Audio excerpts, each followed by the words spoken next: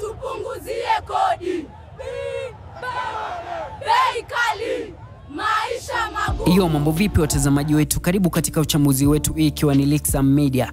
Na kumekuwa na mijadala mingi mitandaoni na taarifa kuhusu malalamiko yaliyowasilishwa katika mahakama ya kimataifa ya jinai yaani ICC dhidi ya viongozi wa Tanzania, hasa Rais Samia Suluhu Hassan, kufuatia kile kilichotajwa kuwa ni vurugu na vifo wakati wa mchakato wa uchaguzi mkuu uliopita. Lengo kuu la hii video ni kukuelimisha na tutangazia madai haya yapo katika hatua gani, mchakato wa ICC ufanyeje kazi, na muhimu zaidi ni adhabu gani ambazo mahakama ya ICC inaweza kutoa kwa mjibu wa sheria zake endapo mtu yoyote atapatikana na hatia ya makosa yaliyo chini ya mamlaka yake.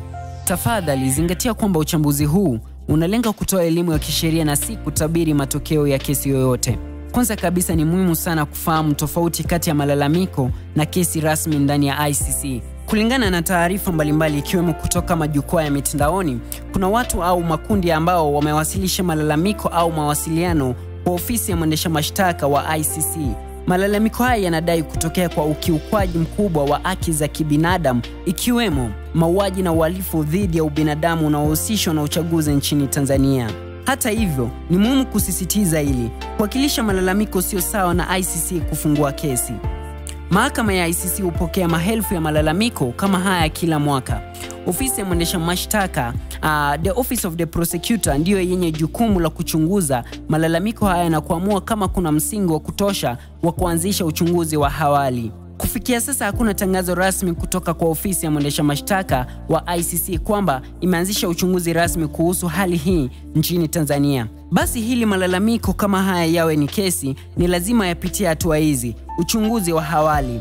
Hapa mwendesha mashtaka huangalia kama madai haya yana uzito, kama makosa yaliyoripotiwa yapo chini ya mamlaka ya ICC, kama vile mauaji ya kimbari, uhalifu dhidi ya ubinadamu na uhalifu wa kivita, na kama mahakama za ndani ya nchi husika zimeshindwa au hazina nia kushughulikia makosa hayo. Uchunguzi rasmi, kwa lugha ya kimombo investigation, iwapo kuna msingi, mwendesha mashtaka ataomba majaji wa ICC kuidhinisha kuanza kwa uchunguzi rasmi wa kukusanya ushahidi. Kinachofuatia ni kutoa kwa hati ya kukamatwa au warrant of arrest.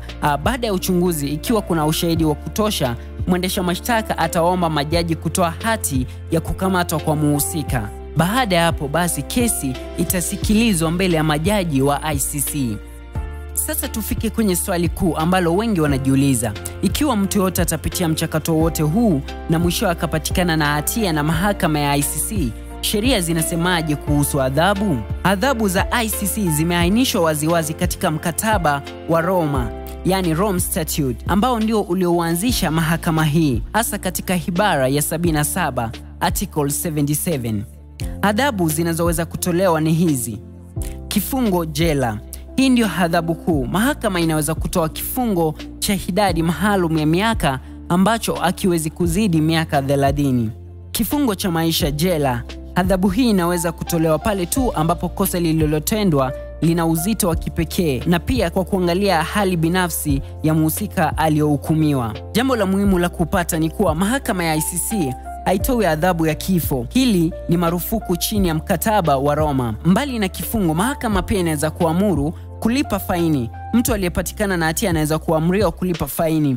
Kutaifisha mali. Mahakama inaweza kuamuru kutaifishwa kwa mali, rasilimali au pesa zozote zilizopatikana moja kwa moja kutokana na uhalifu uliotendwa. Kwa kumalizia, tumeona kwamba ingawa kuna malalamiko yaliyowasilishwa ICC kuhusu matukio ya Tanzania, bado haijafikia hatua ya kuwa kesi rasmi.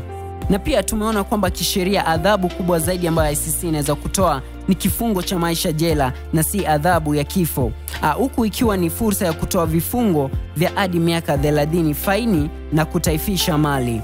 Ni matumaini yangu kwamba video hii imekupa uelewa mpana zaidi kuhusu jinsi mahakama ya kimataifa ya jinai inavyofanya kazi na aina za adhabu ilizonazo kisheria. Asante kwa kuangalia. Usisahau kusubscribe na kushiriki maoni yako hapo chini kwenye comment section kwa njia ya kistaarabu.